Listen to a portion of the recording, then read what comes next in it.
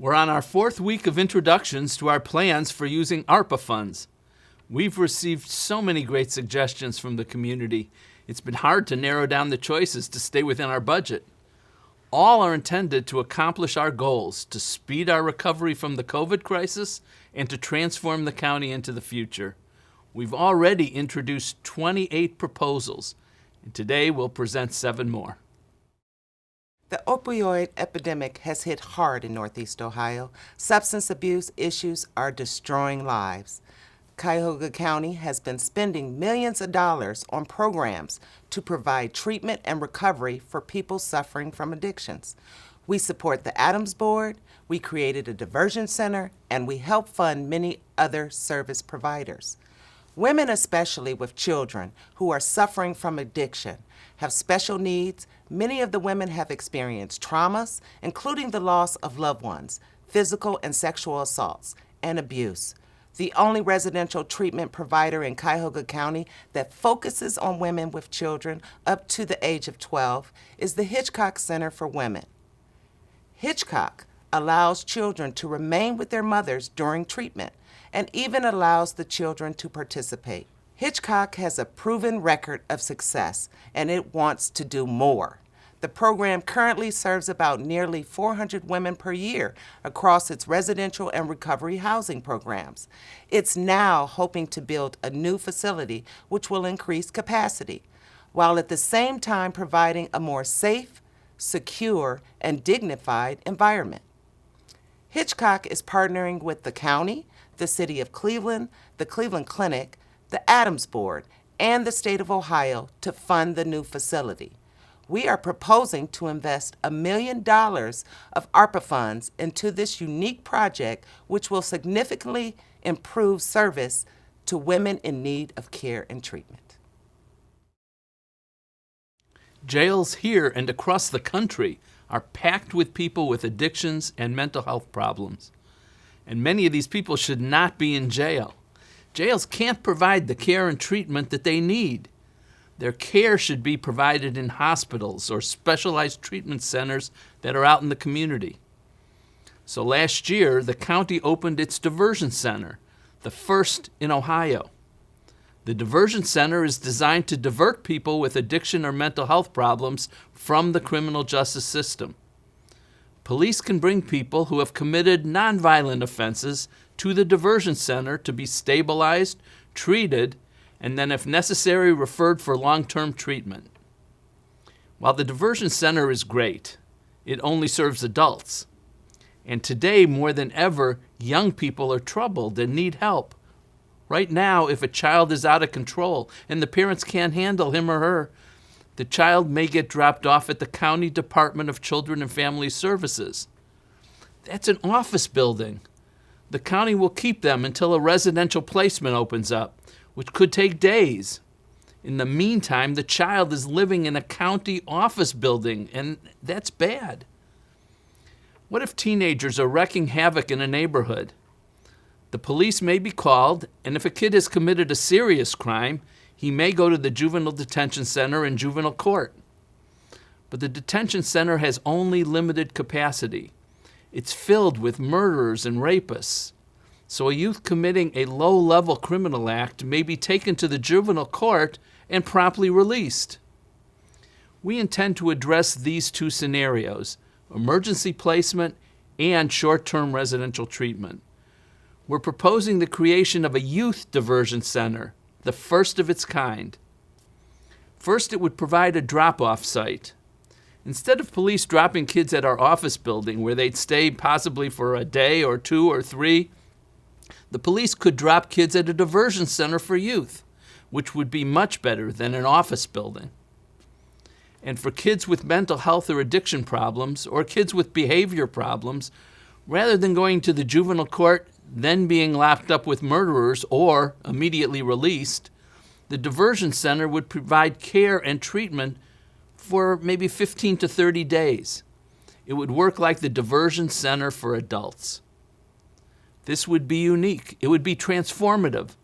Again, it would be the first, and it will fill a very important need. Alfred Joyce Kilmer wrote, I think that I shall never see a poem as lovely as a tree.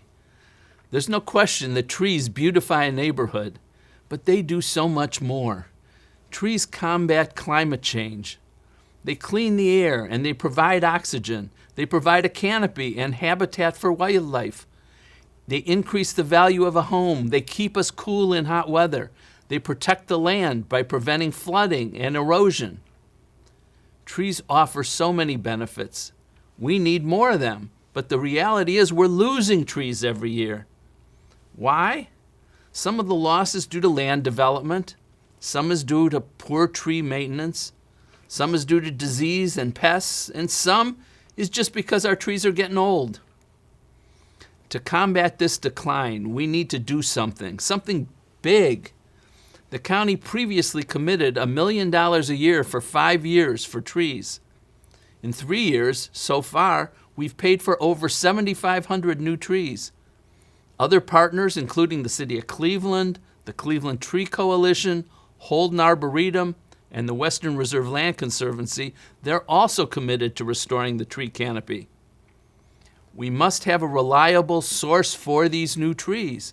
That's why we're proposing to use $350,000 of ARPA funds to develop a tree nursery at Riddall. We're working in partnership with the Cleveland Tree Coalition, Cleveland Neighborhood Progress, and Holden Forests and Gardens. These trees will be used by community and conservation groups to restore Cleveland's declining tree canopy. The nursery will draw a customer base from both the city and suburban areas of Cuyahoga County, and that'll create jobs and revenue. And this nursery would grow, producing roughly 7,000 trees each year to support local reforestation efforts. This can make a big impact on our tree canopy. These days, it's critical that everyone consider the environment. Many are putting in the work to lessen their carbon footprint and build a stronger future. One way some are doing this is through rooftop solar development. Solar panels are warranted to last at least 25 years. They save both companies and residents money each year on electricity costs. The county even has solar panels on the rooftops of 3 of our county buildings, saving taxpayers money.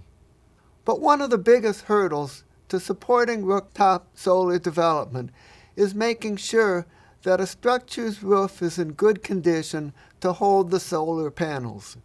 Each panel weighs about 40 pounds, and if you're going to install 15 panels, that's over 600 additional pounds. Property owners are concerned about whether their roof can hold the weight, or because of the age of the roof, what happens when they need to fix or repair the roof in 5 years. This can be a big deterrent. Luckily, we have a solution, the Green Bank. The Green Bank is a fund that loans out money for local clean energy projects.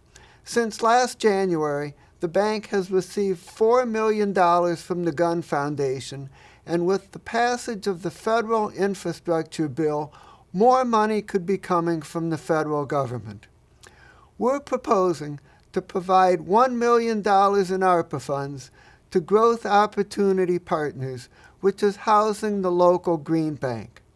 Growth Opportunity Partners is an African-American owned and operated financial institution focused on projects and lending in minority communities. These funds would ensure that the roof can hold the weight of the solar panels and is in good condition. The Green Bank is an innovative win-win. The customer saves money and the community fights climate change. The Northeast Ohio Regional Sewer District Infrastructure Program has existed for several years and provides grants to municipalities for innovative infrastructure. Some of these improvements naturally capture rainwater and reduce the flow of water and pollutants into the sewer system. This program is great for 2 reasons. First, it created an environmentally conscious method of fixing a big problem for towns and cities. Some of their green infrastructure projects include rainwater harvesting, bioswales, permeable pavements, and green streets and alleys. Second, the program spurs economic development because municipalities often apply on behalf of a developer to incorporate green infrastructure into an economic development project. This can bring business to the county. The sewer district funds the program at $1.5 million per year, but they receive substantially more applications than they're able to currently fund, which means they have to turn away many important projects. We're proposing to use $1 million in ARPA funds to augment this innovative and effective program so that even more projects can be assisted. We want to encourage cities to think about their infrastructure in new and exciting ways, and this program is a valuable local resource. Next, we are proposing to use $86 million for community improvement grants. These grants for community projects are designed to fulfill two goals. One, lift the county out of the COVID crisis, and two, transform the community for the future. Projects totaling $66 million will be proposed by County Council members, and the other $20 million will be proposed by the executive. All of the money will be handled in the normal way of having projects vetted by committees and then approved or rejected by the full council. This is how every project over the last 11 years has been considered by County Council. These funds will be used to improve the community, help our cities, and support all of our residents. County Council members have not yet decided how they will propose spending the funds. However, these ARPA dollars will be spent exactly like the money from the Community Development Fund.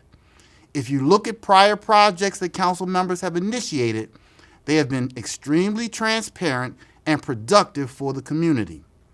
Projects like the formation of the Euclid Waterfront Trail, the creation of the $50 million Blighted Property Demolition Fund, support for Bradstreet's Landing in Rocky River, establishment of the Cold Lake Park in Berea, development of a college scholarship fund for low-income folks have all been positive community projects. The county executive has proposed spending his community dollars on workforce development, Lake Erie and freshwater technology, higher education, the microgrid, and vacant lot restoration initiatives. As the county executive and county council continue to propose these initiatives, each will be announced publicly, fully vetted, discussed in open meetings, and either approved or rejected in public session. These funds will be used to rescue our local communities and residents as intended by the American Rescue Act. We've spent months and months developing plans for how we can help bring the county out of this pandemic, while also supporting initiatives that can create change for years to come. We've tried to anticipate the needs for our community now and well into the future. But in reality, we don't know exactly what the future holds. We don't know what the state of the COVID pandemic will look like and what new needs this might bring about for our residents. So the best thing we can do for our residents is reserve some of our ARPA dollars for spending in 2023 and 2024. We're setting aside just over $50 million for the next administration to allocate as they deem appropriate. Our hope is that the next group of leaders can spark change and build on our great momentum for a long time.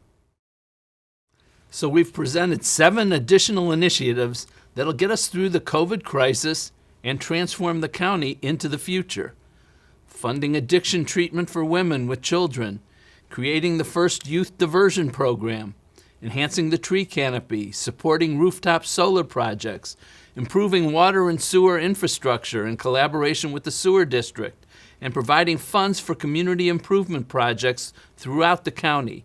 These are all important initiatives, and we still have a couple more plans up our sleeves.